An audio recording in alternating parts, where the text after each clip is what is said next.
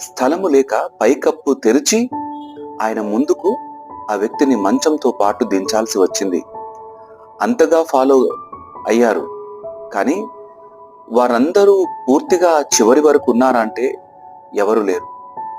3.5 సంవత్సరాలు ఆయనతో పాటు ప్రయాణం చేసిన శిష్యులు నిలబడలేదు. యేసయ్య అంటే ఎవరో తెలియదంటూ తప్పించుకొని అబద్ధాలు చెప్తూ పారిపోయిన వాడున్నారు. యేసయ్యను ఏ విధంగా మనము వెంబడిస్తున్నాం?